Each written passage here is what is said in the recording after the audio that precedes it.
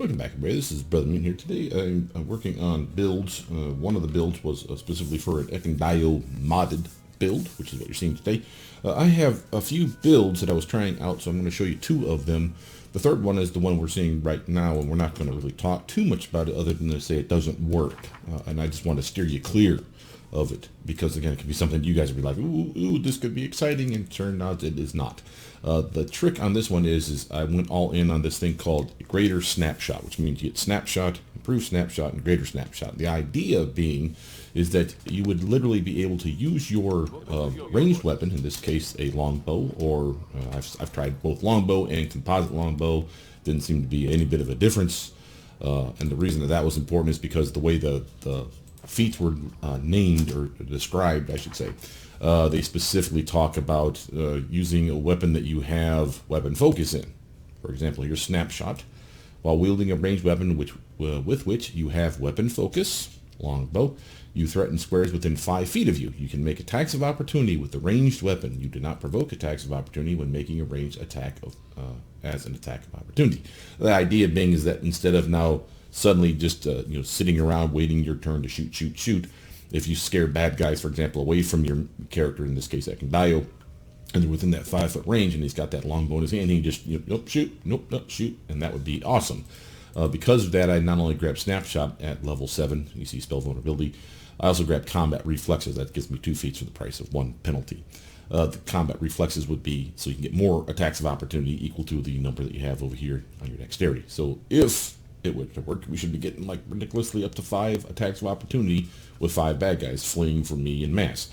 More than that, if you look at the other 2 feats, the improved snapshot increases the range another 5 feet. So now you have a window instead of this tiny little 5-foot area centered on your character, a melee centric circle. You have now a 10-foot circle, so basically the equivalent of the reach weapons. And again, still provoking attacks of opportunity, which would be awesome. Then there's greater snapshot, which just gives you a bonus to your damage, a bonus to confirm a critical hit, stuff that you would of course want. Those bonuses get better the higher your BAB, so you start off with a +2, and if you get a +16 BAB, which he totally has, you get +4. If you get 20 BAB, which he has at the end of the build, you get a +6 to both the damage and the chance to confirm a crit, which makes it really hard not to confirm them goddamn crits. Would be an amazing build if it worked. If anyone has gotten this to work, please let me know how. Maybe there's just something I picked that I shouldn't be picking. Again, like a fine example would be that combat reflexes could be an issue. I don't have the time to tease it apart. I tried 2 different types of weapons, longbow and composite longbow, simply because of the weapon focus that we have is longbow. I thought, well, maybe that's what's holding me up. It didn't seem to matter one way or the other, and I set it up the only way I know how. Where, for those of you who wonder how I test this, I have Ekun over here. I get the main character over here. Notice that he has a Wand of Fear. I summon some mites, let them charge in on Ekundayo, so they're within that 5 to 10 foot range for sure. And then I scare them with the Fear Wand, and they have to be panicked, or at least afraid. The reason that that's important is if they're just shaken, they'll stand there with a penalty, but they'll still attack. If they're afraid, they'll run away like little chicken shit bastards that they are, so that they have to fail the saving throw. If they do that, they run away, Ekundayo should get an attack of opportunity. How do I know this? Because the melee character wielding his melee weapon gets the attack of opportunity. So clearly that part works. So I know that I've set it up properly. The downside is he doesn't do a damn thing, just stands there. So again, I wanted to steer you away from that. I apologize for wasting your time with a part of the video that doesn't do you any good other than to know just don't try it. Just kind of a bummer. But again, if anyone has tried it and got it to work, feel free to post down below and give me that goddamn good-ass information. Now, the one thing I do want to check, you see here's this Watchman ability. I noticed this specific composite longbow is not only the +5 holy longbow, grants its wielder blind sense, and that could be interesting here for part of the reason I'm doing these builds. So let's go back to our main character here, Magus Dora. And Dora has some abilities that we might find useful, so let's actually do an Obscuring Mist. And just because I want to slow things down a little bit, I'll use his ability to do Entangle. So, and it also gives me a chance to apologize for a mistake I've been making a while now. For those of you that know this trick, kudos. Thanks for not sharing, you bunch of jerks. For those of you that didn't know, including myself, let me explain to you what I'm doing here. I'm going to summon some mites. Notice that I've picked the mite that I want. down here you see stored units. Notice their spawn hostile. Notice this action key is backspace. Now, what I was never catching is I was always getting the bad guys to spawn on my character, like say Valerie over here, and I'm like, what the fucking hell? Why are they always spawning on top of us? It's the worst idea ever to have units spawn on top of you, because they're right there. You don't get a chance, especially with a ranged character, to get the fuck out of the way. Turns out they spawn wherever your cursor is at, so that's my bad. So scroll up to A, and then what we're going to do is we're just going to do backspace like, I don't know, 3 or 4 times. Like so. That's going to literally summon 4 dudes. They'll work their way our way. Just give them a mow. There they are. And now they're charging through our area. Okay. Now, the reason I do it this way now is because, again, A, it's going to slow them down thanks to the entangle. B, with Obscuring Mist, a cheap spell that you can get at level 1 for many of your characters. It depends what type of caster they are. This sets up a lot of protection. And this character doesn't have a lot in the way of blind sense or blind fight, greater blind fight, improved blind fight, all that cool shit. He's got a couple things. He's got blind fight and he's got improved precise shot, but that's not enough. Just again to show that to you. You see we have that's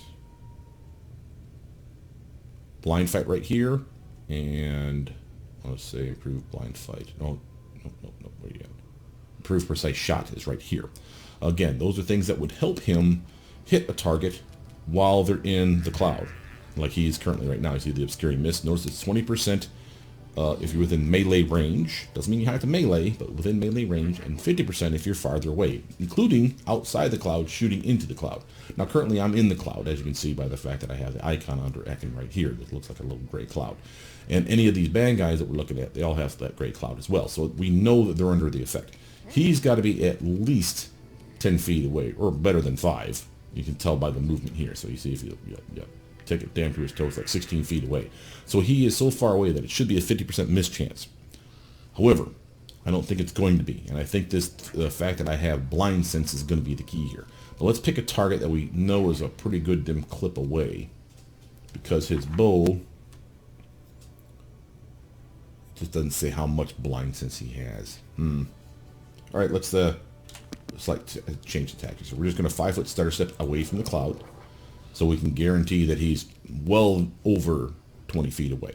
Okay, blind sense should be at least 30 feet. I'm guessing maybe 60, but we don't know. And I want to see how his to hit check is going to be. Is it a 50% miss chance, 20%, none? And that's going to be unique as far as I know, because I've never tested this before. Okay, so this is all. Ooh, that's a solid hit. Let's see, there's concealment. Yep. Nice. Okay, so what did we get for that first hit will be the question. 50% miss chance, so blind sense didn't do shit. I just want to prove that to myself, because I don't know. And again, I saw the bow when I was like downloading longbows and composite longbows to test, and I said, "Whoa, wait a minute, what's that, Watchman? What does that say?" So that's my bad for not knowing that information ahead of time. But blind sense doesn't do what I was hoping it would do, so it did not give us any kind of bonus. So I should probably check just to make sure that I don't have to activate something. Sometimes you have to click on the ability or whatever. But Ekun, for his first hit, 50% miss chance, like I expected, rolled an 89. Notice he has blind fight, and you may say that's garbage because blind fight specifically talks about melee. We found out in a previous video that blind fight gives you a reroll no matter how you get the 50% or the 20% miss chance. It says in melee in the start of the feat. It doesn't mean shit. It's either of these, 20% or 50% chance, whether it's ranged or melee. If you have a chance to miss like this, you do get 2 rolls. Notice that I'm not getting 2 rolls. It's because the first roll passed. If you see the roll fail, which we'll probably see here in a moment, you'll see 2 rolls, and you always take the second roll. Nothing can be done about that. Doesn't matter, because if you're rolling twice, then the first roll failed. So it doesn't matter that you're getting a lesser roll. Let's say I rolled a 89 or a 49 and a 1. 49 is not good enough to pass the 50. Then the 1 clearly isn't good enough, and it'll underline the 1. And you'd be like, oh shit, I got a 1. Doesn't matter. 49 is just as bad. Okay. So that's why I'm doing this. Notice I'm getting a bonus to concealment because they can't see me because of the Obscuring Mist, and they're flat-footed, again, because they can't see me. So again, a character like him, who has the ability to cast spells like Sense Vitals, to give himself sneak attack, can really capitalize on this shit. So it's part of the 2 other upcoming builds. This is one of the reasons I'm testing this. Notice he gets 2 shots for the very first shot that hit. That's because of Mini Shot, a free feat that we picked up. Notice that he missed here. See the double roll. Notice the 15 underlined in bold because it's the second of the two that the game is choosing. The 41 doesn't matter. 41 failed, 15 failed, so neither one matters. Notice this part where it says blind fight failed. That's fine. You will see if you get improved blind fight at this exact step, it'll say improved blind fight failed. If you had greater blind fight as well, it instead would say greater blind fight failed. Even though neither of those two feats have anything to do with you rolling twice. Okay? So it just picks the highest on the list. So don't let that bog you down thinking, oh, this only works if I have greater blind fight, if you see it on your build. No, it has everything to do with blind fight. Blind fight was enough, I know, because this character has nothing but blind fight and improved precise shot. Improved precise shot would have only felt if this was at 20%. Blind fight is only helping by giving him 2 chances to roll for it. And again, it would have been melee, would have been ranged. It's all good. From here, again, notice the double roll. Second roll is a winner here. And as such, you had a chance to hit. And of course, you'd be like a pansy. You had to roll a goddamn 1. What the hell, Ekundayo? Here's another one with a nice hit. Again, he hit on the first try. Passed the 50% on the first try, so he doesn't need the second roll. He's done. Still flat-footed, still concealed. There's one of these guys back here doing his job and straight up crushing it. A really, really nice trick. But like I said, I was hoping that blind sense would do more. So now let's actually get to our builds, okay? We have 2 builds besides the snapshot build. We were kind of glossing over. Teamwork build 1 is going to be the one we're going to do first. I'll fly through the feats when we pick them and any specialties I see depending on the 2 builds. We'll talk about each, fight a little bit in each, and then go from there to talk about how I would make Ekundayo slightly better, what I might change, like the order of the feats, shit like that. So here's Ekun. Notice for his abilities, we pick him up no sooner than he's level 5 already. And the reason for that, I'm assuming, is the fact that you're so far into Chapter 2 when you actually pick the bastard up. So the soonest I picked him up, he was level 5, and he dinged level 6 like very quickly, which is what these guys are trying to do. So I've power leveled him to 20, as you see, but he had all these feats ahead of time, including, of course, Boon Companion. And I think that's the reason he has to be level 5, is because he has the Wolf Buddy, the Doggo, and he has Boon Companion to make Doggo not a complete nutter pansy. So he's doing fine. They made him a obvious ranger, the ranged ranger, which with point blank shot, precise shot, and of course they go into the archery style, combat style down here. Why is that important? Because once you pick a style, you're locked into that style. So you can't dip out of here and do like the sword and board or the menacing build or any of the other fun shit that I've done. Once you get to level 2 here and he's already picked it, I mean, shit you can do. Now there's ways to respec him down from 5 back to 1. You can totally do so and then pick the damn feats that you want at that point. But it's seeming more fiddly than you guys probably gave a shit about. And I like him being a ranged attacker. Plus, the modder made his stats different. Strength 14, Dex 20, Con 12, Intelligence 12. Wisdom was 14, 8 for Charisma. That's what you see when you pick him up at level 5. Okay, so 1 point has already been spent. You can't do anything about it. It's at level 4. You never even saw what he spent it on. But you get one at 8, 12, 16, and 20 still, so 4 more points to spend. I put them all in Wisdom. Again, did it for both builds. You can fight me with that shit in the comments down below. Say, oh, here's a Dex-based guy. Why not give 24 Dex here? Sure, and I've toyed with that idea for a while. It's a +2 better swing, better reflexes, better armor, probably. As such, there's a lot of bang for your buck by going that high dexterity, but you could have convinced me to go strength, con, or wisdom. This is what I did do. Just not intelligence and charisma. Why strength? He's using a composite bow. That +2 to damage could have been +4 to damage. He could carry more. If you never needed him to switch from a ranged attacker to a melee attacker, suddenly he's swinging like a champ and we didn't take weapon finesse. Again, an 18 and a 20 are pretty goddamn comparable. It's only a +4 versus a +5 difference.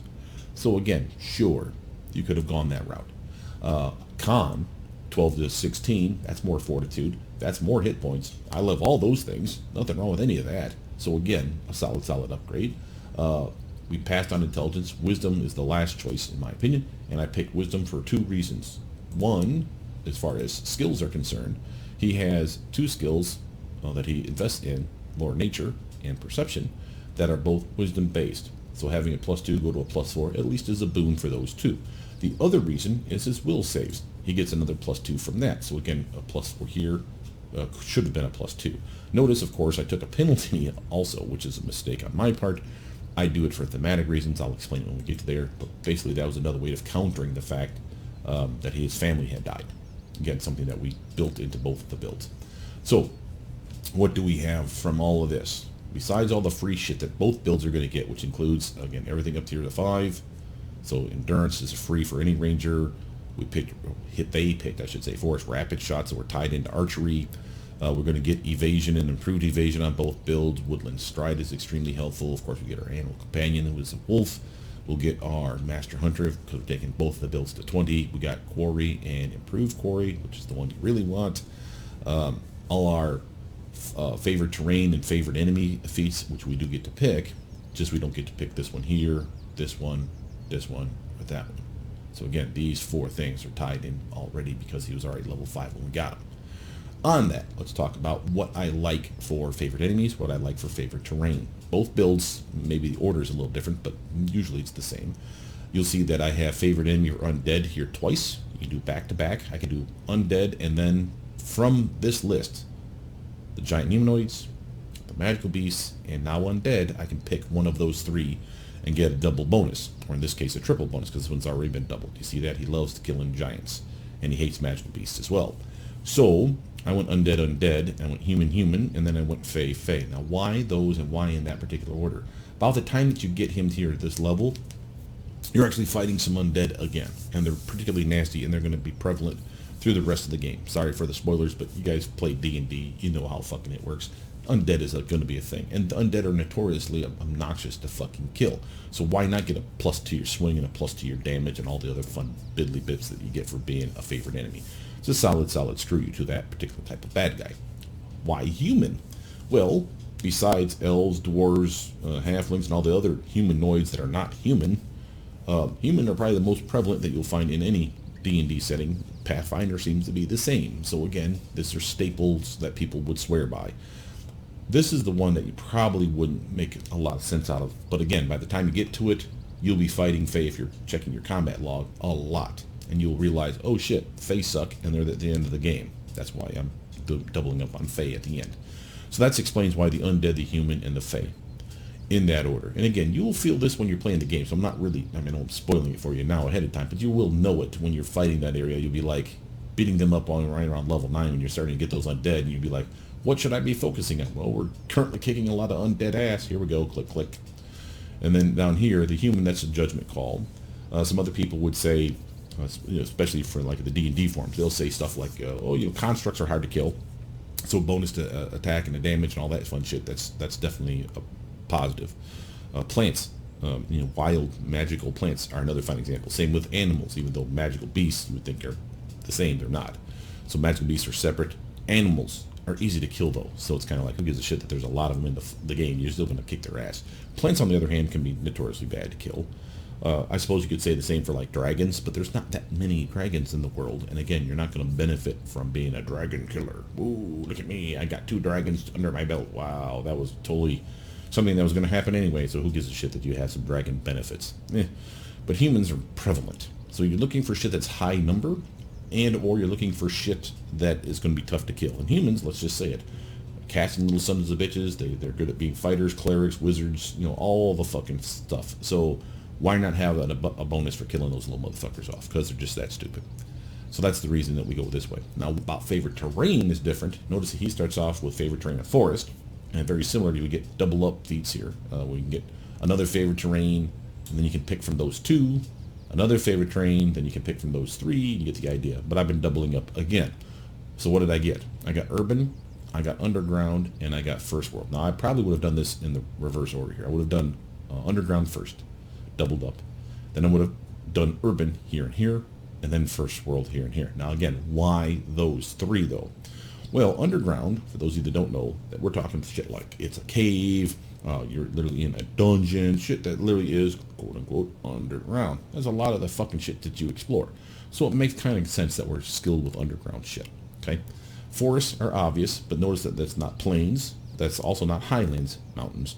So again, if you want to be the outsidey kind of guy, those would be the 3 that you'd probably want: more forest, more plains, more highlands. But again, that's not where we're seeing a lot of fighting, and when we're in those areas, A, there's not very much in the way of mountains for us to deal with. There's some, but it's not that big of a deal. B, plains, while they're prevalent, those are usually just like random fights. It's like, oh, we got jumped in the forest. Well, we got a forest bonus. Oh, we got jumped. It just happens to be in the plains instead of the forest. So what? Who cares? It's not that I really need to be that good in the plains, in my opinion. But underground makes sense, but also so does urban. Why urban? Think about what we're saying. Very similar to our argument for why humans, okay? Where are you going to get really nasty fights?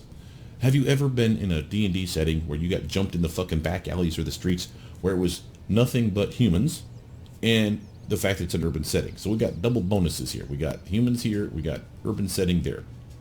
Not just that, though. Is it ever a small fight?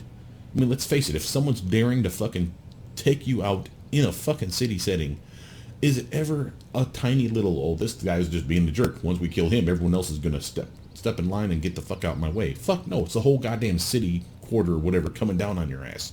So having urban is a good choice. Now, again, I messed up on the order here. Like I said, underground would have been first. Urban would be second. And again, by then, you probably would have realized you're dealing with a lot of shit in your city, someone else's city, this town, this village. Again, where those nasty fights are at, those are urban settings. Okay? So again, we've basically handled the forest outside with all the trees, the underground, the dungeons and the caves and all that shit, and now we've handled the city settings. The only thing that really would be missing would honestly be plains for me. So you have below the city, and outside the city if you would have taken plains. We didn't take plains. What was the last one we took? First world. Again, why? Same reason we took Fae. The first world is where the Fae are at. You realize very quickly when you get to this level, you're dealing with the Fae, you're going to go to the Fae's area if you're not there already, and you're kicking the Fae's ass. So again, why not have those bonuses? So again, this will be something we see in the other build. So that's why I'm fast forwarding through this shit a little bit, guys. But let's talk about what we actually gave ourselves. So this is now level 6 on up. Notice I'm going to do these ones first because they are tied to a specific theme. Okay, and these can be flexible in so much as they don't have to be at this specific spot where they can like interchange in many places. I think this is the only exception to the rule. I don't think pinpoint targeting is available here at level 6. It may be, but I'm fairly certain it was many shot. I'm sure it was improved precise shot, and I'm sure it was point blank master was available here at level 6. Those are the 3 that we're probably picking from here. Then this guy unlocks, and then it's all 3 of those now are available. That ones you didn't pick, and this one as well, are available in these 3 slots, and that's what you should go with. What did we grab? Point blank master for obviously long bow. That's his thing. You didn't have to. You could have gone short bow. You could have gone javelin. You could have gone any ranged weapon because they just give you the choice to pick whatever the fuck you want. But he's clearly a longbow guy. Pick longbow, and it includes composite longbow. What does this do for you? This one is I stand toe-to-toe with you, point-blank goddamn range. Not just, with a 30 feet point-blank master, or point-blank range that we're getting from this little bastard. No, I mean you are in his face. And instead of shooting him, which would always provoke an attack of opportunity, notice here, normal, using a ranged weapon while you are threatened provokes attack of opportunity. Not with this. This, again, has to be tied to a weapon choice. So longbow, as long as you have any kind of longbow in your little fisties and you're shooting, doesn't even matter if I'm shooting you. If I'm shooting past you to kill your buddy way the fuck back here, you'd be getting attacks of opportunity on me unless I had this feat. This is very nice. I don't necessarily need it at level 6, but I picked it on this build. The other build grabbed this one first. And again, there's reasons for one versus the other first. You would kind of decide when you really want those kind of bonuses. This one's nice because, again, if he gets mugged, which, again, they're a fan, the AI may not be bright, but they're not stupid either. They will charge up on Ekundayo like almost all the goddamn time. Really pisses you off. So him constantly backpedaling to shoot, gets annoying real fucking fast. So if I can just stand there toe-to-toe with a motherfucker, just pop, pop, pop, pop, you can see the appeal of the point-blank master. So that's why I did this one early on this one. I did it later on the other one because, again, improved precise shot had more appeal to me in that build. I'll explain why when we get there. Well, what does improved precise shot give us, though? If we have partial concealment on a bad guy that we're shooting, has to be shooting now, has to be a ranged attack. They have 20% concealment. That's partial concealment. That's like blur. And there's some bad guys, like some spiders, for example, that have blur on at all the goddamn time. That's fucking annoying. So if it's a 20% mischance, it's gone. That's money. That's a very, very powerful thing for you. So you don't have a 20% mischance anymore with your ranged attacks. You have a 50% still. See where it says total concealment still provides their normal benefits, blah, blah, blah, blah. But when we get way the hell down here, where you at? To here, blind fight, you'll see that we actually get our reroll. So a 50% miss chance is still a thing. Once you get blind fight, is 50% miss chance rolled twice. Take the best, well, take the second result if you had to roll twice. Put it that way. But again, a solid upgrade. Then we picked up this new feat. Notice the color change. This came from the modder. Okay, pinpoint targeting, much like snapshot, improved snapshot, and blah blah blah from the build we didn't like because it's broken.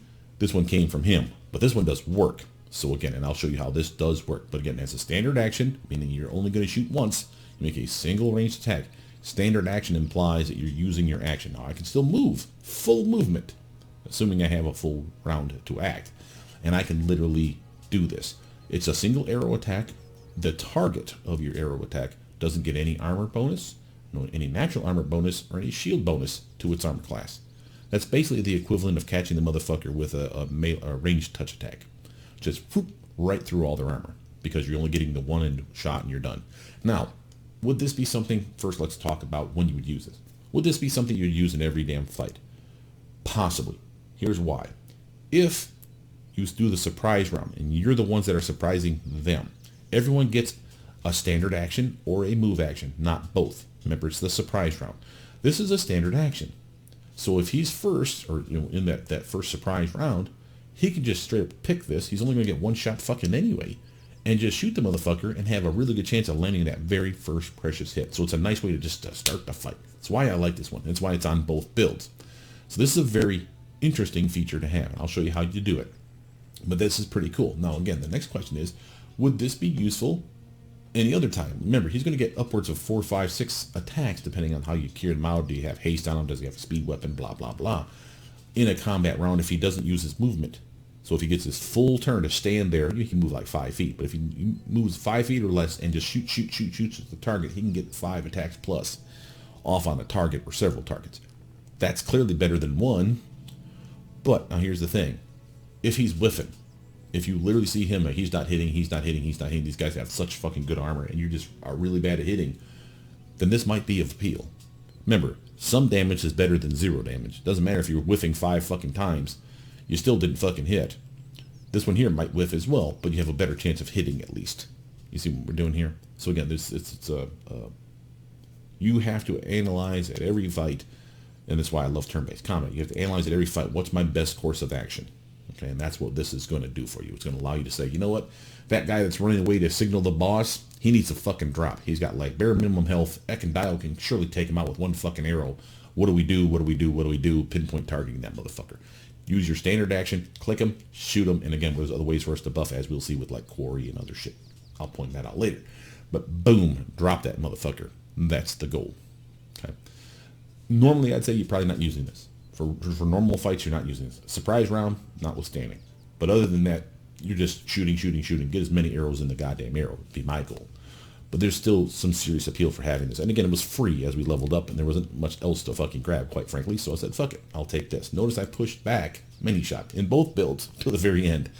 That's probably a mistake, but there's nothing I can do about that mistake. It's one of those where it's just like, mini shot's going to have to suck it up and deal, because I'm going to have to wait on that one. And all this one does is on that very first shot on a full attack round, that's a key and important. Can't be a surprise round, can't be when you're just shooting an arrow once.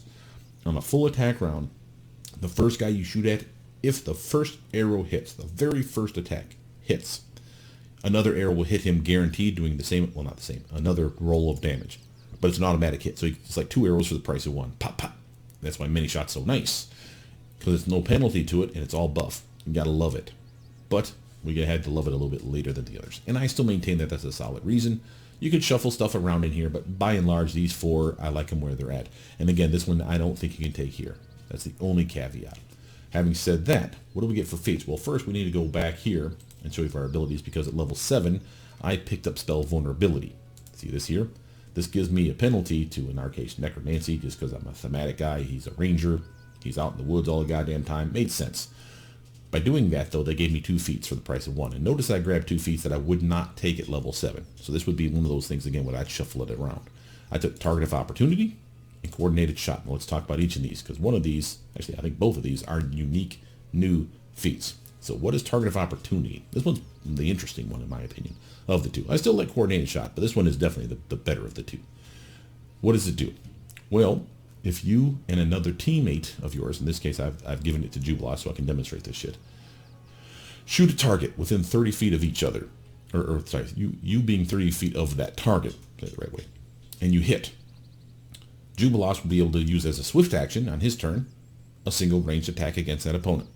And then he still gets his action, his normal attack, his normal cast a spell, his normal throw a bomb, whatever the fuck he wants to do, move, etc. and so forth. But again, if I hit as a swift action, Jubilee can now hit as well, once. And vice versa. So what I'm going to do is have Jubilee soften the target up, hit him a couple times, maybe at least once, and as long as I'm within 30 feet of that target and Jubilee hits him once, I'll have the ability to use this as a swift action. This stays gray in your bar. I'll show it to you. Stays gray in your bar until one of your teammates softens the guy up and basically hits them. When that happens, this will go like this color. It won't be gray anymore. But you only have one round to capitalize on that shit. And it's your turn. And it's a swift action. That's not a lot of things that we use that are swift actions. So this is a guaranteed free hit. Now, as interesting as this is, and I know it's going to be more interesting to me than it is probably you guys, but it's because I'm thinking about the potential. Think about who could get this. All this takes is point blank shot. Everyone that was going to be a ranged attacker is going to get this. Hell, Lindsay's going to have this. You're going to have this on Jubilee. You probably get this for Jaethel, because again, she's a ranged attacker in these new mods that they've made her build similar to his, in that she has like a retarded dexterity. So she's built for being a longbow shooting son of a bitch. So she can get point blank shot and precise shot, because why wouldn't you?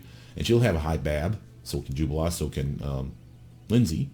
Hell, even Christian, no, maybe not Christian, but he could get a BAB of 6. It's going to take a while. Point is, though, he could be someone else that has this target of opportunity, because again, it's only this feat and another feat that you need. This one and the point blank shot. That's it. And then, yeah, you're probably going to get precise shot too, so 3 total. That's not that much of an investment for everyone to get a swift action. And remember, think about if all 3 of these motherfuckers had this feat. He shoots somebody, let's say he gets lucky, shoots somebody first.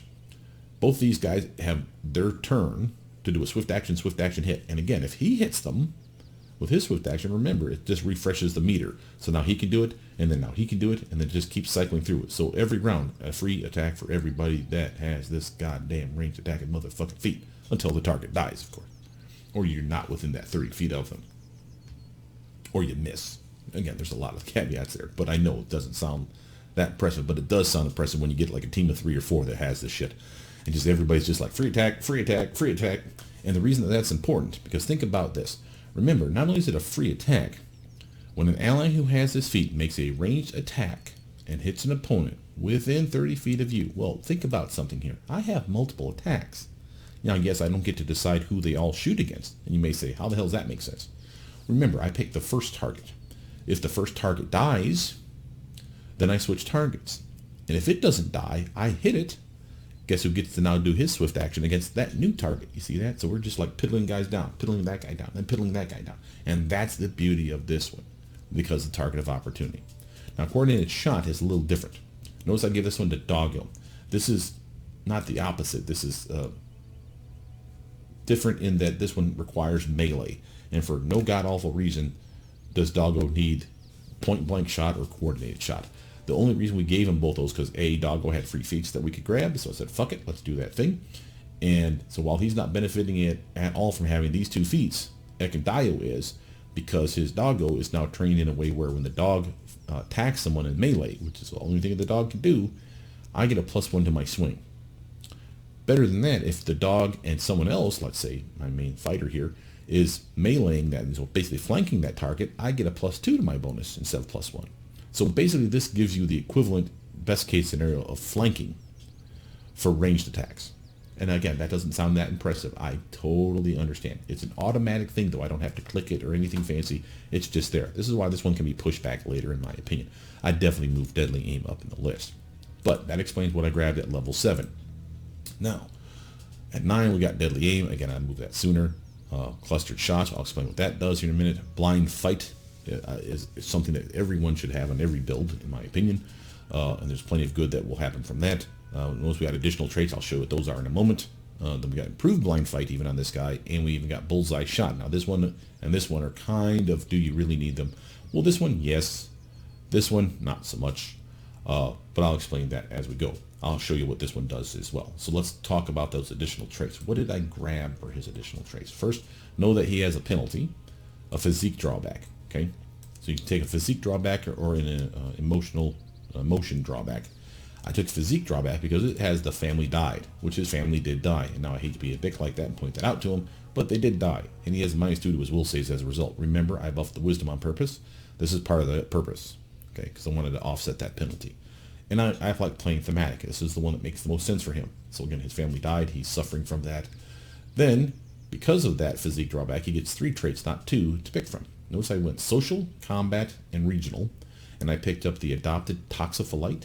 I picked up Defender of the Society, which is a mistake. I'll tell you which one we grab here in a minute. Regional trait and Wanderlust.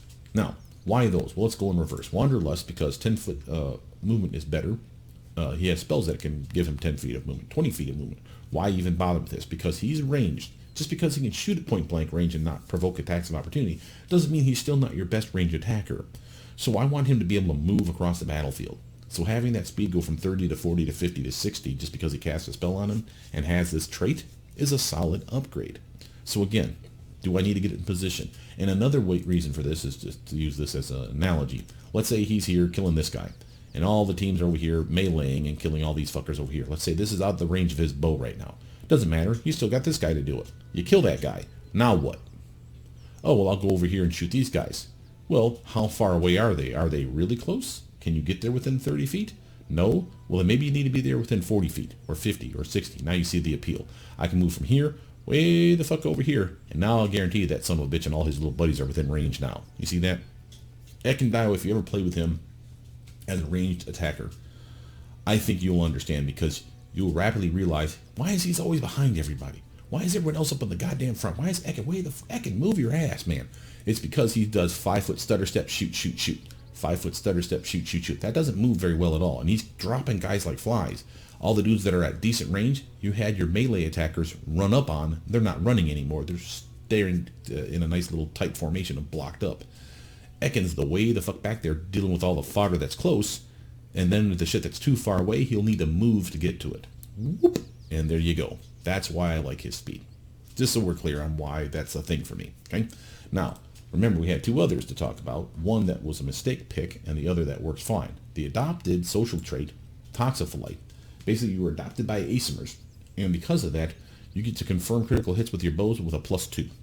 That's awesome. He's a bow guy. This is a solid upgrade. And again, we'll not guarantee he gets crits, but again, push him in the direction of what you want. That crits are going to be more likely than not to happen when they do happen. That's the goal here. But there's another trait, in a combat trait, that we did not take, and I needed to test it. That's why I did it this way.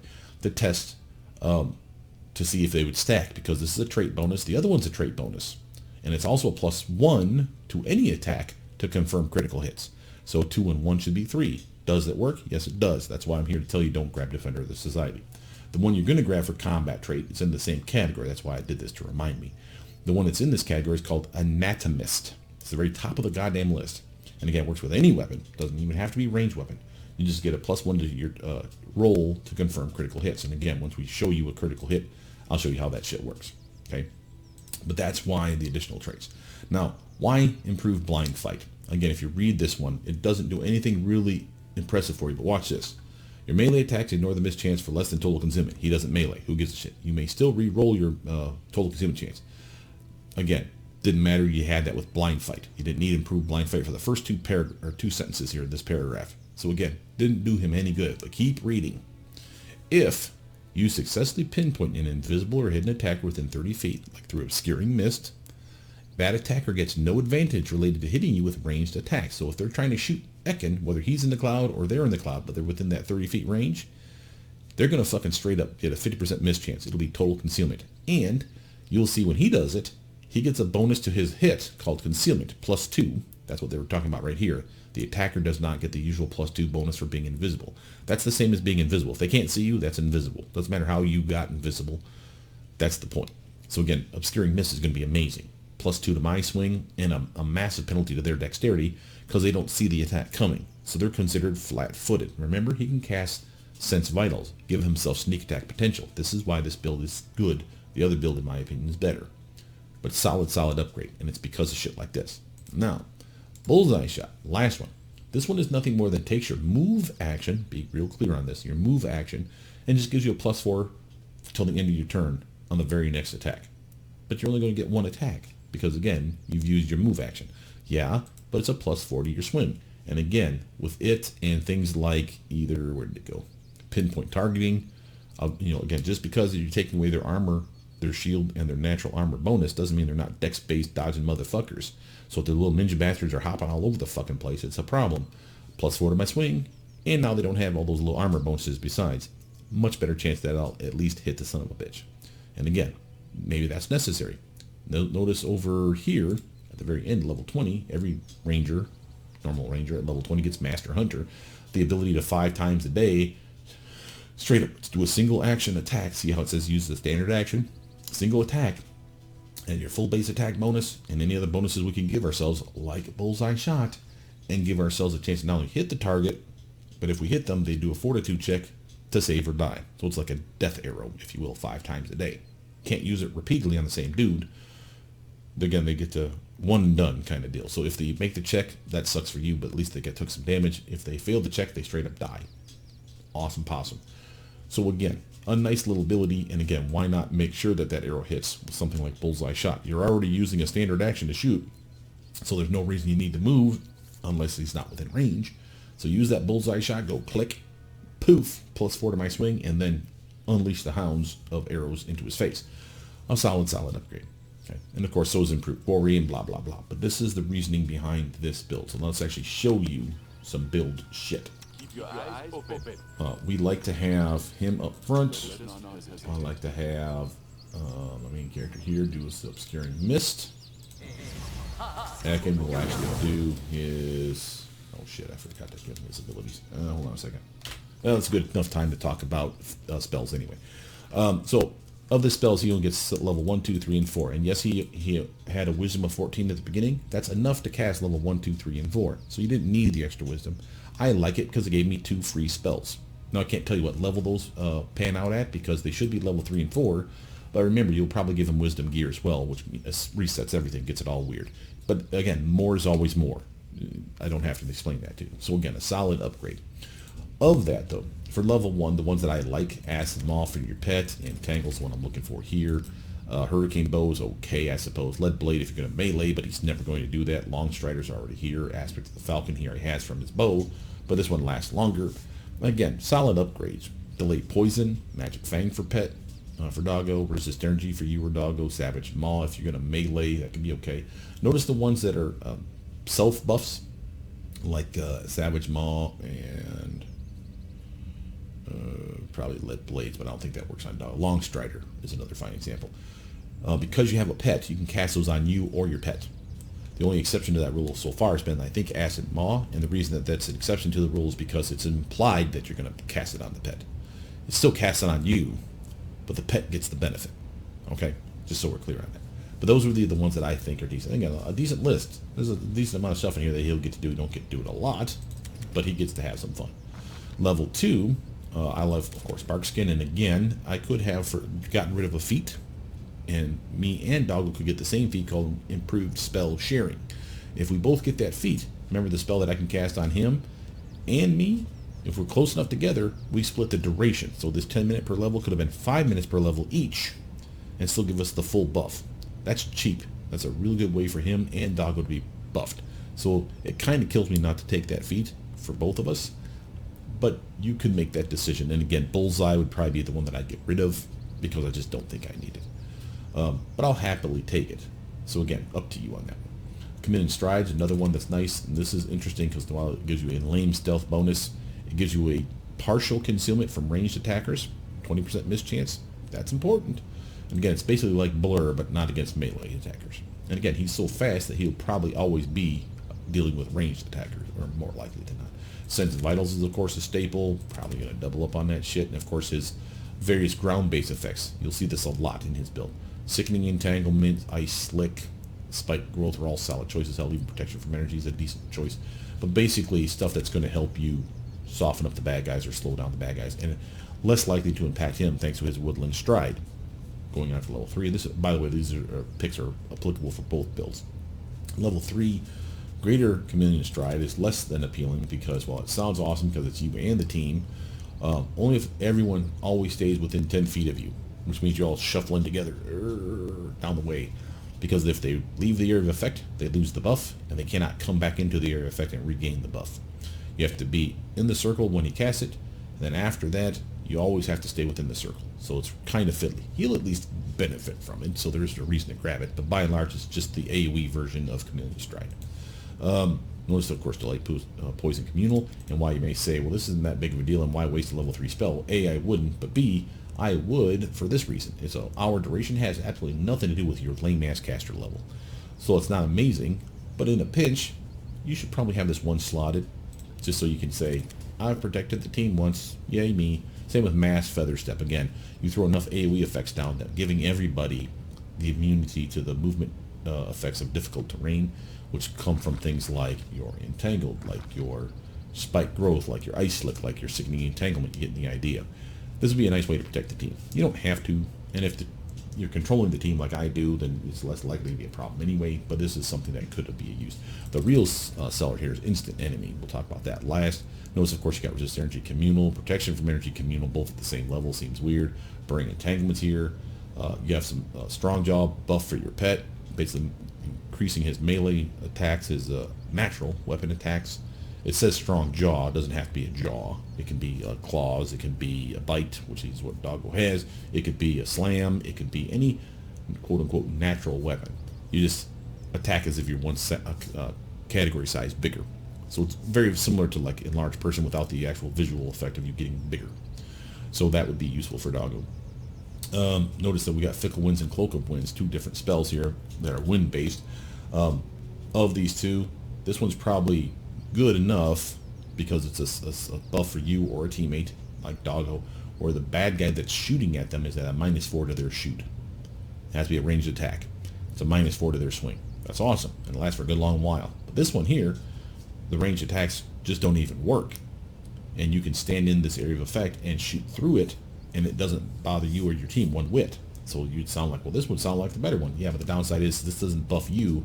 This is a placeable. You click down on the dirt. So if you know you're going to be in this room fighting, Fickle Winds is awesome. Click it down in the middle. Everyone's in the team anyway. Stand in that fucking mess. Archers are going to fucking be shooting, and whiff. Guaranteed. Fucking amazing. I don't remember if that works on ray spells or not, but it doesn't matter. At that point, you're just shooting those motherfuckers dead anyway. But the archers are going to be fits and blind spells because of this. But you, not so much. Hence, it's Fickle Winds. It lets your attacks go through, and your team as well. So again, we can still throw bombs, shoot crossbow bolts, and whatever else ranged through that shit, and it's awesome. The downside is once that fight's over, this still stays in that area. You can leave it. Doesn't matter. You're not stuck in it or anything. But now you don't have your protection until you go back into that little dome, if you will. So, it's cool.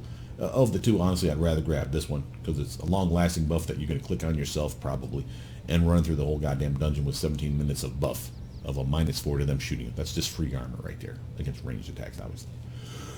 Pretty badass. Excuse me. Level 4, freedom of movement, animal growth, make Doggo even bigger. Remember we talked about Strong Joe making him feel like he's bigger? This one will actually make him bigger, and that's a nice 1-2 combo. Make him bigger with animal growth, and then give him Strong Jaw. His bite will be so fucking ridiculously overpowered, it's going to be ridiculous. But that's a viable option. Blessing of the Salamander, if you need some fire resistance and the ability to regenerate, that's not bad. Thirsting Entanglement, you see building towards the theme here of putting shit on the ground and fucking bad guys up. Bow Spirit's a new spell. Haven't had a chance to even really test this one yet, but it's supposed to be fun. Now, having done all that, we need to rest, because I'm a dumbass and forgot to gift him his spells. But here we go. Now, the reason I did that was so that I could do this and grab my level 1 spell of Entangle. There's some bad guys back here. We're going to summon tough bad guys back here. So now what do we mean by tough bad guys? Well, mites aren't going to slice it. So we're just going to get rid of these guys. So you do cleared stored units. Then up here where it says type mite, type :mite, I'm going to type in troll instead. Search.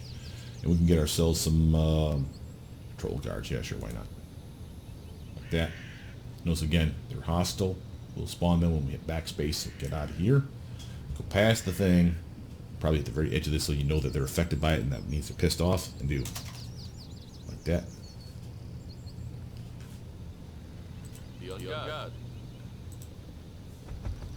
There they are. Let's finish this quick. Okay, now, I'm not dealing with anyone else right now, except for Ekundayo and Jubilos. Anyone else can come up here, probably Doggo too. Everyone else can basically just be like a front line protecting me. But Tristan's a pansy, so we don't want him to be in any of this shit. Okay, now, here's Juby.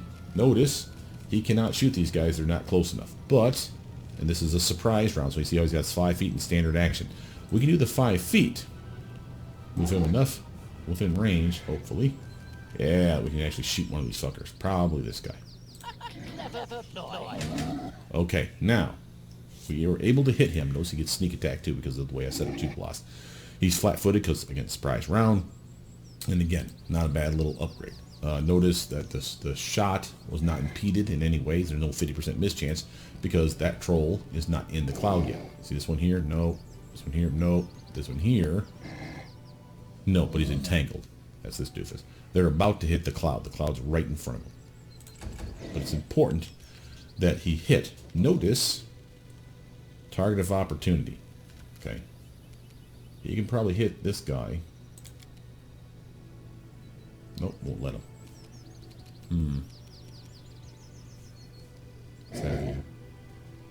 Let's have him backpedal a little bit. That should have worked, but I think that the trick on that is maybe it doesn't do it on the surprise round. That's kind of a drag. But this gives me a chance to show you the other one. So here's your pinpoint targeting. Okay, so now remember, I have moved, but only 5 foot. So I don't have a move action. I use my 5-foot movement, and I can still get my standard action. And notice something else. I got free attack and swift. Okay, now I don't want to use the free one right now because that's the improved quarry. As you can see, it lights up here when I highlight it. But I can can't use Bullseye Shot because that's my move action. See how it would take my standard action when I highlight it? So again, don't want to use that either because that'd be a waste of my turn. But I can use this one. See how it says pinpoint targeting when I highlight it? So now I can do that and go bam. Of course you had to miss, you bastard. 50% miss chance because he's in the concealment. That's me now. Okay, because Ekundayo's in the concealment. 50% miss chance. But notice, 2 die rolls. And again, it says improved blind fight failed. Don't look at that. It's really blind fight that gave you the 2 rolls. Okay, still a 50% miss chance, so really no benefit there. But we did get 2 rolls. It just happens that we suck at rolling. Nothing that we can do about that. Doggo, we're going to have him come up in here because he's going to set up something else for us for the other combat feat. And I'll send, I suppose, Mary too. She's tough enough. Val, you can skip your turn. Alright, now Juby has the chance to do what he needs to do. Let's shoot this bastard right here.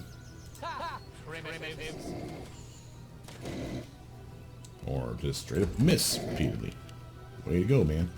Now, I'm going to shoot... no, actually, I'm going to show you another thing we can do. Okay, so we're going to take out this guy that's got the little vines on him. That means he's entangled. Okay, that means a -2 to his attacks, -4 to his dexterity, which means if he's got a dexterity-based build or ranged attack build, he's at like -4 to his attacks actually instead of -2. He's basically getting boned.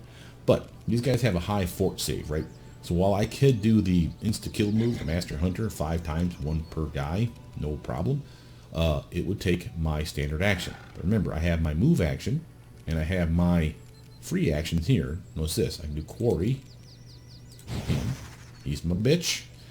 Bonus for my swing and I think my damage. And then I can do my move action because I'm already within range. I don't need to move, so I can do Bullseye Shot. That's the animation he does for that. You'll see it right here. Doesn't last long, but it's a +4 to your swing. And then I can take anything that takes my standard action. So that could either be the pinpoint targeting or the Master Hunter. Let's do Master Hunter, see if we can kill him. Apparently no. But see how he did a saving throw? Just don't let trolls do fortitude saving throws because they're really good at it. That's basically the take-home message here. Not surprising. But again, for anyone else, it could have worked, is my point. Notice, we still managed to hit him, though. And 50% miss chance, 48. And then, of course, we rolled 100 on the next one. So, yay, blind fight. That's useful. So we hit him only because of blind fight. Notice we are concealed. Even though he's not in the cloud, we are. So he can't see us. +2 concealment. And because he can't see us, he's also flat-footed. So if you see one, you're going to get the other. Now, notice he had full armor, full plate +9, natural armor +5, the difficulty and all this other shit. There's nothing we can do about that. But these two here, I could have taken that away. How could I have taken that away? Instead of using this arrow, the Master Hunter arrow, if I used pinpoint targeting and it hit him, it would have taken away these 2 armor points. Because that's what pinpoint targeting does. Remember, no armor, no natural armor, no shield armor bonus. So that 9 and that 5 would have gone away. So instead of having a 27 to hit, it would have been like 14 lower. It would have been a 13. Okay, and again, while not that impressive, and again, only doing like minimal damage here, if you need to drop somebody, here's your way of doing it. Also, because of concealment and flat-footed, if he had Sense Vitals on that, it's a spell he can cast. It's right fucking here. We could have done sneak attack damage with that because of the flat-footed nature. Again, a solid build, right? To show you the next thing, we need to get one of them in the melee goddamn range, and then we need to get Jubilos to hit somebody.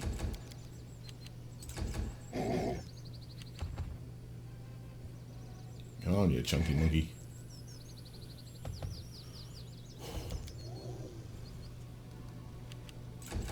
Yes. Okay. Tristan, you can pass your turn. Jubilos, on the other hand. Let's have you shoot this fucker right here, because he's not being concealed. Jubilos, what the hell, bro? Ekun. Now notice that he has him as a quarry. How do I know that? If I literally look at his list of things here, you see how quarry's on the troll? That means until I switch targets, and I could switch every turn if I so choose, because right now, thanks to improved quarry, it's a free action. I can just switch it. Oh no, I want this guy. Oh wait, no, I really did want that guy. Just switch, because free actions are free. Hence the name. But once you make someone your bitch, that guy's your bitch until you kill him or switch targets. Okay, so there's no reason for me not to just keep wailing on him. And when you see his attacks, you'll see that he's getting a +5 bonus to his swing because of the improved quarry. If I wanted to do this one just to show you how I can hurt this motherfucker and take away his armor, again, we can do the same thing. Improved quarry still on him, so I don't need to reapply it. I would do something like Bullseye Shot, buff myself up with a nice +4 swing for this round, and then I'll do something like pinpoint targeting and shoot this son of a bitch. Nice. Now watch this. Still 50% miss chance. Got it on the first try, so I didn't need 2 rolls. Still get my concealment. Here's my bullseye, +4. Here's my improved quarry. I wish it would actually say improved quarry, but it doesn't. But that's the reason it's +4, not +2. And again, solid chance to hit because of those 3 things alone. So +2, +4, and +4. That's a +10 to my swing. That's why it's at 33, not 23. That's a lot. And he's flat-footed. And see the pinpoint targeting twice? -9 for the full plate, -5 for the natural armor. And if he had a shield, it'd be minus whatever that the shield would be worth. So you'd see it 3 times, best case scenario. And again, he's flat-footed because of the concealment. So again, super fucking easy to hit the motherfucker at that point, if it not for that 50% miss chance. So again, a solid upgrade. And we need to get these bastards in melee. We need to have him shoot somebody. Because you're starting to piss me off there, as you've lost. Pansy ass son of a bitch. Draw Mr. Turn. Doggo. And come over here. Like I said, the sooner we get to somebody meleeing, the better off we'll be. Amiri. Come over here. We need flanking. That's why I need 2 meleeers. Doggo's 1, the other one can be anybody else. Alright, now Valerie, let's do something that we haven't been doing for a while here. Let's actually help. Dude, lost hit. Attack bonus to 2B. +2 to his swing. That's what I'm doing here. Definitely needed. And I can actually do that again. Because they will stack. Nice. Now he should have a +4 to his goddamn swing. Do something, would you, you pansy? Okay. Anywho, let's shoot this guy. He's entangled. The one that's got the vines crawling all over his body is entangled, so that means he has less armor by default. Really, man? Fucking 7. 4 of that came from me buffing you. Oh, wait, no it didn't. Oh, it must be for the first hit and only. And of course he failed on the goddamn concealment. Damn it! Alright, anyway. Let's just wail on this son of a bitch and let him die. And there's no need to waste my 5 attacks by doing this, because we know we're going to have a pretty good chance of hitting him with 5 attacks. I could do quarry again, but again, quarry's still on that son of a bitch. Oh, wait a minute. Which is the son of a bitch I want to hit? Oh, this one.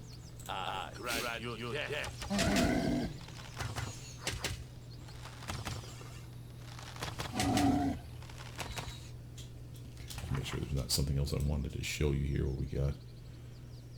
Nope. When we fight mites, I'll show you what clustered shock does later. But he did solid work. 50% miss chance, of course, is always going to be a thing. The flat-footed concealment. It doesn't matter that he's being concealed. The troll's already in the cloud, so he's concealed. So whether I'm in the cloud or not with him doesn't matter. Someone has to be in the cloud. If I was closer, like these two are, these guys are not at 50% concealment to this guy anymore. I guarantee it. They're at 20%. So it's going to be easy for these trolls to wail on these dudes. But Ekundayo can keep his distance, and that's kind of the appeal here.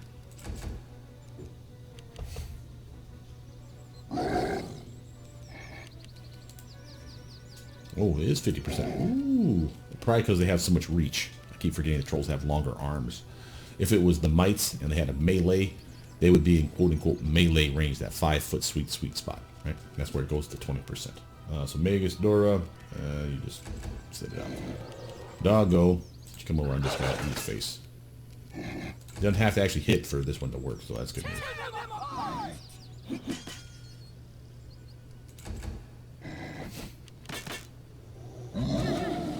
Oh. Okay. Val, what you're doing?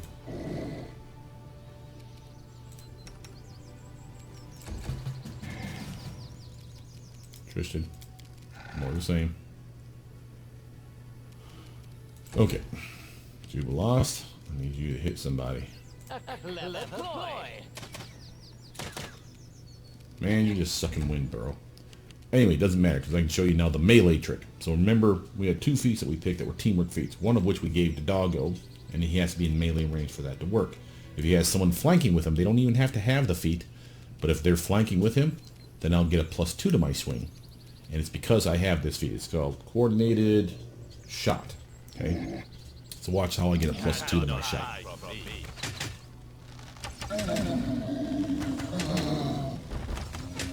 No, I probably got a +2 to him and +1 to them. So let's actually watch all these. Okay, ready? First shot. Concealment there. Favorite enemies there. Quarries there. Coordinated shot +2. Why +2? Because they had 2 people within melee range of the motherfucker. That basically is what I say is the equivalent of ranged flanking. Okay, I got meleeers flanking for me +2. If it was just Doggo, which is what this guy's going to be about, because I don't think she's close enough to hit him. If it's just Doggo, then it should be coordinated shot +1. Okay, because he has the feat and no one else is helping him flank. So you'll see it range from +1 to +2. And again, is that amazing? No, but it really does help set shit up, and especially since you know that they're going to be in the front fucking anyway. Doggo can do nothing but melee attack. So again, why not have him get this feat? From there, let's focus on the last guy. Let's see, where did he go? Dude, that one is coordinated shot +2. Coordinated shot +2. No coordinated shot at all. So this guy is not close enough for Doggo to actually engage in. Is what you're seeing here. So you're not getting a +1 even. Okay, but that's okay. That's why Doggo, this trick is actually better for not trolls, for things that aren't big, because they're long reach is the problem. If he had to get up into Doggo's face like a mite would, then they would have been within melee range of at least Doggo.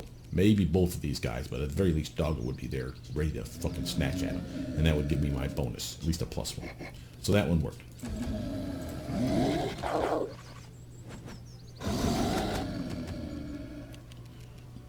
Okay, I'm going to do...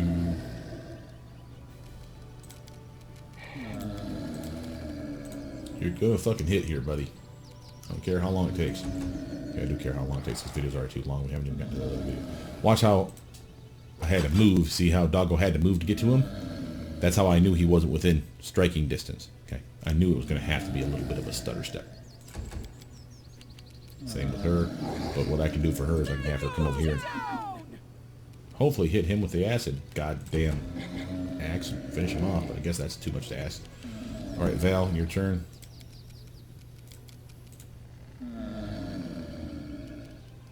Cool beans.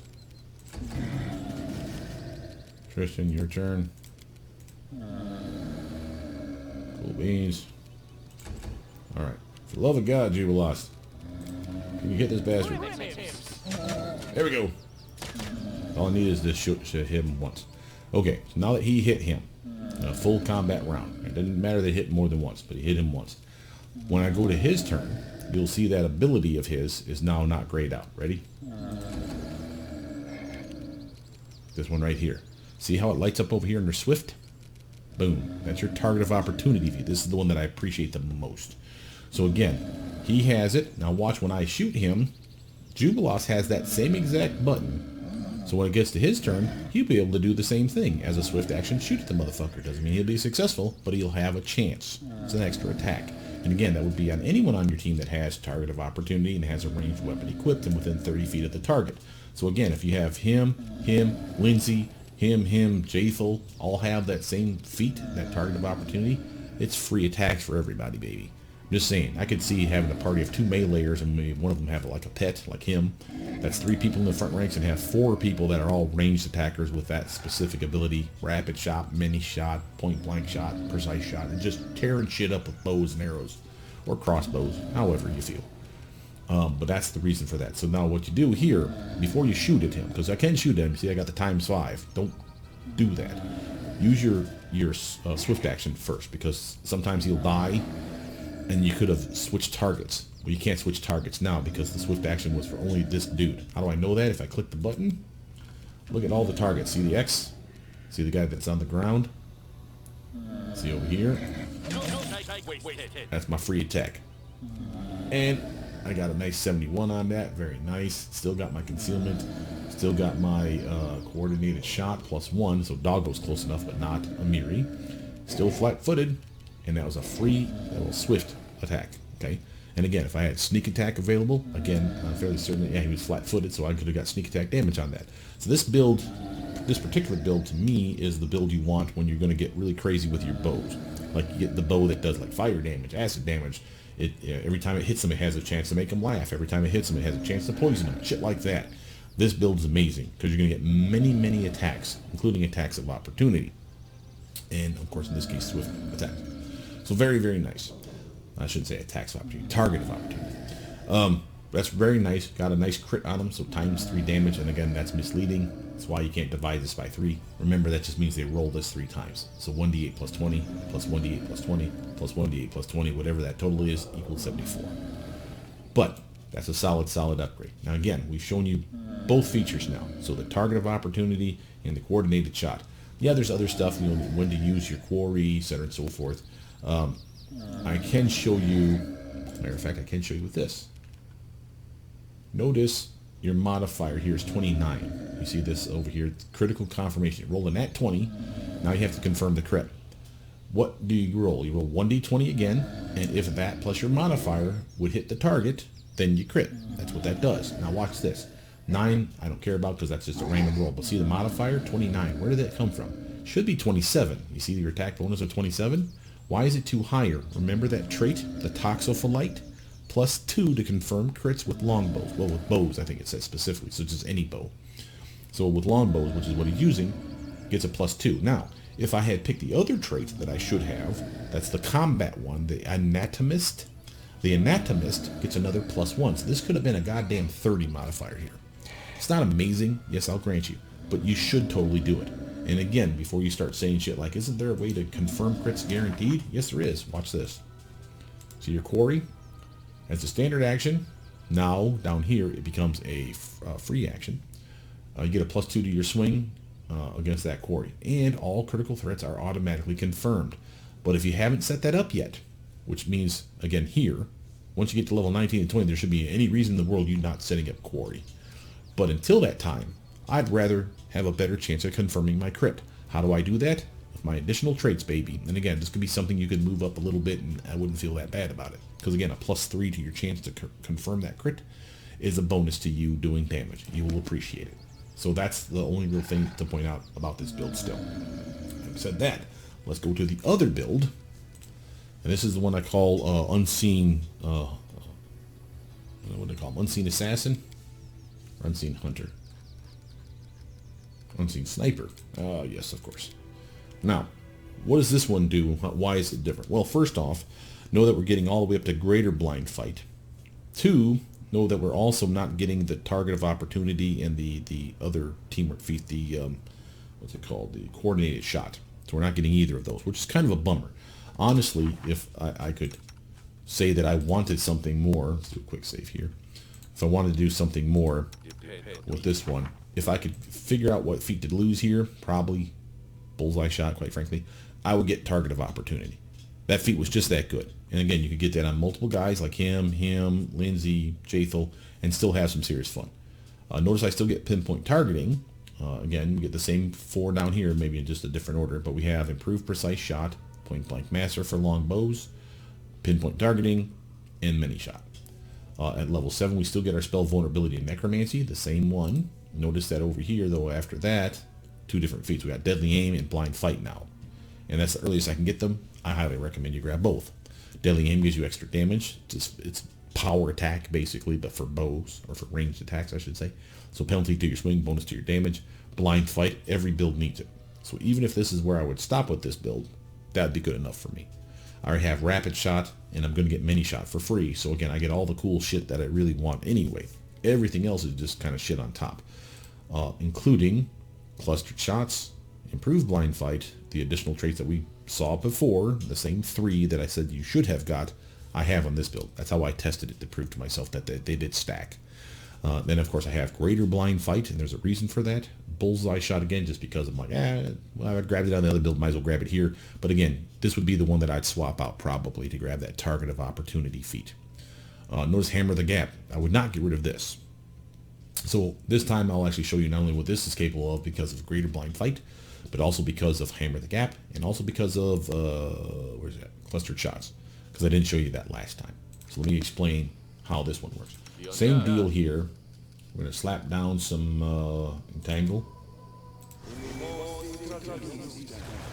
And he's going to throw down Obscuring Mist like so. Now, the difference being here, instead of dealing with trolls, we're going to do with the mites again. Because they have resistances. I need to clear those units. So because they have resistances, that's one thing. The other is because they are meleeers that get so close that, again, you can keep them at distance. So you know, are they at melee? Well, did they swing at you? No. Well, then they're probably still at range. If they're close enough to swing at you, then it's obvious they're meleeing your ass. So why is that important? Well, let's spawn some of these doofuses and show you what I mean. Here they go.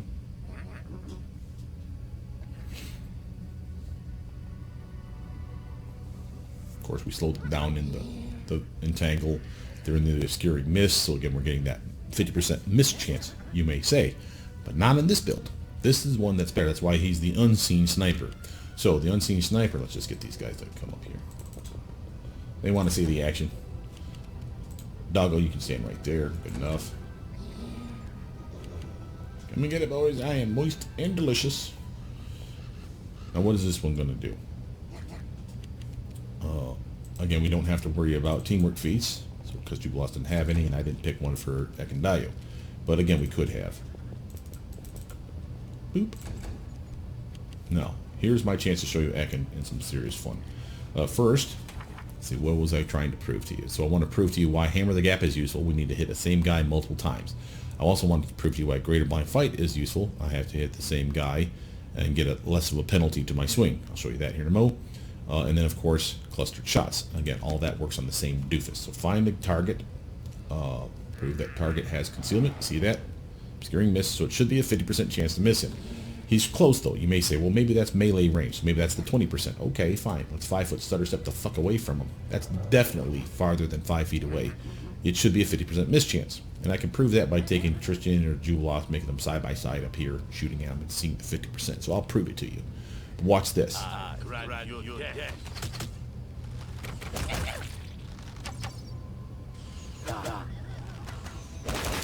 guy definitely was out of range. Now let's look at all those attacks. Okay. 20%. Why 20%? Go back to the feats. See this guy here, Greater Blind Fight? Your melee attacks ignore miss chance for less than total concealment. Who cares? You're not a meleeer. But keep reading. And you treat opponents with total concealment. Doesn't say melee opponents. Opponents with total concealment as if they had partial concealment, the normal concealment, the 20%. So basically 50% drops to 20. So now that spell, that obscuring mist spell and spells like it, where 50% just to shoot into the fucking cloud, he's only at a penalty of minus or a 20% miss. And again, he has blind fight, so he can still get double rolls. Chances are he probably had a double roll in here somewhere. 20%, 70, 20% 70, 39, nope. Again, he passed all of them. But again, that's the beautiful. Now notice that this one here, he would have had to roll twice if it was the normal build, because it would have been a 50%, not a 20%. That wouldn't have been good enough. But because of blind fight, he would have had 2 rolls. And again, the second roll would have been the winner there if it was good enough or not. Doesn't matter. Well, it matters, but you know what I mean. But he's at 20% now. So again, everything freaking hit. Notice something else. We hit the same doofus twice. Notice that plus 20. Plus 20, that's your mini shot. Remember, one shot, the first shot hits, another arrow is guaranteed to hit as well. So bam, bam, double hits. It's almost like getting a crit damn near. Then his second shot hit the same doofus. Notice it's 21. Why is it 21? It's because of Hammer the Gap. Every time you successfully hit a target in a row in one combat round, you're adding another point to the damage. So the first hit, normal damage, that's plus 20. And mini shot doesn't count for that too, by the way. So it's plus 20 for both of them. Then that hit, the next shot, which was the one you just saw, hit it for 21 damage. Then the next one after that would have, if it would have hit him, he was alive, and be hit, it would have done more damage. He died, so again, I can't prove that to you. I'll have to do this on trolls. But the point is it would have been 20, 21, 22, 23, 24, and hell, if we had another attack with like a speed bow or a haste buff on him to get 6 attacks, that would be another buff here. So 1, 2, say 20, 21, 22, 23, 24, 25. And you may say, well, that doesn't sound like that big of a deal. It's only like 1 point, 2 points, 3 points, 4 points, 5 points of damage. Add them all up, though. On that same tough motherfucking target, you've added 1 plus 2 is 3, plus another 3 is 6, plus 4 is 10, plus 5 is 15. So if all 6 attacks hit that son of a bitch, I did 15 extra points of damage to that bastard because of this feat right here, Hammer the Gap. Totally worth. Is it better than the clustered shots? Well, let me show you what clustered shots do. But no, clustered shots, if you had to choose between the two, this is the one you want. And this is why we had to fight mites. Notice reduced damage. You see that part? They have DR2/dash, or sorry, DR2/cold iron. We don't have a cold iron arrow, so it's going to be absorbed. For anyone else, like if I used Jubilos to shoot them with the crossbow, it would be reduced for every hit. You would see reduce, reduce, reduce. Why did it not happen on that second hit here? Or of course the mini shot. Because of clustered shots. Same guy, the very first guy you attack, this is key and important, the first guy you attack in the combat round, he absorbs it with his damage reduction, as you saw, for the first hit. If you exceed it, which we did, you'll do the rest of that damage. From this point on that same combat round, the same time you keep, for every shot to that same guy, you won't see the reduced anymore. That's what clustered shots do. So when you get guys that have a better DR than 2, like a 10, a 15, a fucking 20, and you're doing like piddle all damage, and you're like, fuck this shit, you should have had clustered shot by now. And that's what clustered shot does for you. And notice something else, because we killed that target and switched to another target in the same round. Notice how the next hat on him was reduced. See that? 20, reduced to 18. But the attack after that was also reduced. Why? Because he's not your initial target. It's the same combat round. It's the first guy in that combat round. That's the only time that clustered shots works for you. Okay? So the very first dude. So don't waste it on someone like, for example, if we had 2 mites out here, one that's almost dying and one that's got full health or damn near full health. Don't shoot the one that's almost dying first. Shoot the one with full health first, because you'll get multiple attacks hopefully on the motherfucker. You'll do lane damage because of the reduction here. And then every attack after that does land will not have the reduced. It'll be full damage, full damage, full damage, etc. and so forth. You're more likely to kill that motherfucker. Then if you kill him, which is awesome, maybe you got 1 or 2 or 3 more arrows left, and you'll shoot that weak motherfucker and he'll just drop like a stone, even with the reduction. So that's why I like this build. Okay, yes, clustered shot was on the other build, I didn't have a chance to show it to you. But I like this build because of the 20% miss chance instead of the 50. And it's greater blind fight that gave me that shit. And it does more than just that. Just again to reiterate a point here, notice this. If you successfully pinpoint an invisible or hidden attacker, where did we see this before? We saw it with improved blind fight. However, this one's within 30 feet of you. This doesn't have any range limitation. That's why this one's nice. So again, sneaky ninja unseen sniper bastard. This is why I like this motherfucker. And again, this would probably be of the two my favorite. I still can get that target of opportunity feat. Like I said, I'd probably just get rid of Bullseye Shot. So again, I'll put these videos, both builds down below. More or less, it's going to be the same thing. Know that you can shuffle some stuff around, but by and large, they're identical in every other way past those special abilities. I did not need or particularly care for the coordinated shot. I mean, it was nice, but wasting it on Doggo was dumb, because I had to get point blank shot on Doggo, then coordinated shot on Doggo. That's dumb. If I did it on Jathel, who gets free teamwork feats, that's a different story. Again, or maybe your main character is an Inquisitor or someone that has free teamwork feats, or hell, just has an extra slot to spare and say, fuck it, I want that teamwork feat, and they happen to be a ranged attacker. Give them a coordinated shot, give it to him, you'll be happy. It's a bonus to your swing for both of you guys. So again, there's plenty of reasons to want it. It's just not really necessary for the build, in my opinion. The one that was the selling point was the target of opportunity, the greater blind fight, and again, hammer the gap. This little bastard right here, along of course with clustered shots. Clustered shots must be there first, in my opinion. And if you can't fit in hammer the gap, fuck it. But if you can get both, you definitely want both. And it's so he can literally just be a fucking murder machine, man. Just bow shot, bow shot, bow shot, just brutalizing the fuck out of these bastards. And again, he's definitely fun to play. He still has his pinpoint targeting. He has Bullseye Shot, but you'd probably swap that out, like I said. You have your improved quarry, so you have the free action as you see it light up over here to pick your target and say, fuck that guy. Matter of fact, where is it? Where are you, little doofus? Like so. So again, you can totally do that shit. Now he's your bitch for sure. And again, favorite enemies, favorite terrain, all that shit's applicable. Capitalize on his woodland stride ability, so he literally can run through his goddamn mess of a vine mess over here and not be impeded like Doggo is. Again, he's really, really good at that. Just to show it to you. I said I wanted to show you that if I shot at this son of a bitch, that it'd be a 50% miss chance for everybody else, right? See the 50? That's why his is 20, is because of the greater blind fight. And again, a cheap spell. Obscuring Mist is a level 1 spell. That's something that my Magus has. That's something that I could probably get on Octavia, even though she's probably like a Eldritch scoundrel now with these mods. Again, she could totally do that. There's a variety of other spells that simulate Obscuring Mist. Again, Stinking Cloud is a staple. Cloud Kill would work. We have Solid Fog, and then there's Sleet Storm, and all these other ones. Again, 50% dropping to 20%, but for him and for him only. So what? You don't want him to miss. He's just too good of an attacker. When you get those bad guys that are like ignoring your attacks because they have blur, he don't have that problem. When they have displacement, 50 drops down to 20. Again, it's the equivalent of them being in this fucking cloud almost. And again, he's more likely to hit and do the damage that he needs to do, because that's what he's here for. He's here for DPS, baby.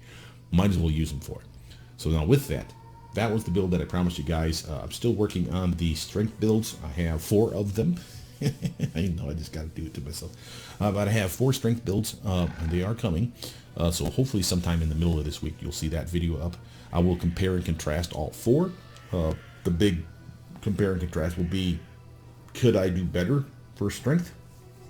I literally took, when someone said, make your strongest character, it's your strongest build, I literally took it as word for word. He wants the quote-unquote strongest character. So I made the strongest character I can make 4 different times. I can make him slightly stronger if we cross dip into different classes. Obviously, like a 1 level dip even into any kind of alchemist is amazing because of the mutagen. A +4 to your strength, and it's an alchemical buff to your strength. That's never going to get competed with any other buff. Because again, enhancement buffs are there for strength. We have alchemical buff with the mutagen. You have size buffs. You have polymorph buffs. There's a variety of other fucking buffs that sacred buffs even for that matter, to strength that you can give your character. So I think the best I've hit so far was about 52 strength. That's just being a dick. And obviously went melee, because why wouldn't you if you got a 52 fucking strength? But I think the best I could do, because that one didn't do a cross dip, I think the best thing I could do would be about a 56 for strength. And I think that's about the high end cap for my strength builds. The other ones were hitting definitely in the 40s. And again, with a nice dip into an alchemist, +4 could have turned those 40s into probably 50 plus. And of course with appropriate gear. So look for that video. That's coming, like I said, in a few days. I still have to tweak on the builds a little bit just to make sure they're not completely stupid builds. I mean, it's nice to swing like a goddamn champ, but if you're basically a big ass pansy, then who really cares? So I'll tweak them to make the builds useful, and you can decide which of these builds you want. And just as a heads up for that video, those builds, the 4, we went with a war priest for 1, a specific kind of war priest, but a war priest for 1. We went with an oracle for another. They're fun. We went with a alchemist, a specific type of alchemist, I think, grenadier probably, but doesn't matter. Just an alchemist in general is fucking enough. And then the 4th one was a... What the fuck was the 4th one? So is it oracle, war priest, alchemist? Huh. Can't remember what the 4th one was. And the 4th one was probably the badass. Damn it. No, I think the badass was the oracle. I take that back. I think the oracle was the one with the highest strength. Because I could have gone, because the oracle I could go crazy and get +6 to my... Oh, Blood Rager. There it is. The Blood Rager was the other one. And they're fun too. So again, everyone's going to have their own flavor. Oracles don't sound like someone that would be a strong badass, but trust me when I say I can fucking make you one. War Priest kind of makes sense. For Alchemist, that mutagen, especially if you get the grand or the true mutagen, which of course by the end of the build is the goal, that's a +8 for your strength. That's a fucking biggie. Oof, in the right direction. And as cool as those guys were, Oracle was like damn near king, and Blood Rager was decent for different reasons because of the rage ability. And I went a specific type of Blood Rager for that. So it's the Urban Blood Rager, I believe is what they call them. And they went Draconic. No, they went Abyssal. Yeah, that was the reason that was important, because the Abyssal bloodline for both the Oracle and for the Blood Rager allowed for extra strength. For the Oracle, just an innate +6 to strength eventually. For the Blood Rager, it's not an innate 6 bonus to strength. It's a +6 bonus to strength while you're raging only. And again, I'll show you those builds, but they're definitely fun. All of them are casters. Even with the Alchemist not being a true caster, they're still fun because they get a lot of cool shit. Plus they get bombs. Plus you're strong as fuck. And again, if you play the Grenadier, you get to wear decent armor and you get martial weapon proficiency. So you feel like a meaty son of a bitch. I think you guys will like those builds. With that, my name is Brother Mutant. Please like, subscribe, comment down below. Tell me what you think of these 2 builds. Remember, the 2, again, will be listed in order down below. First one will be the teamwork build with the 2 teamwork feats. The other one will be what I call the unseen sniper build. And that's the one you're seeing right now. But with that, I'll see you guys soon. Bye now.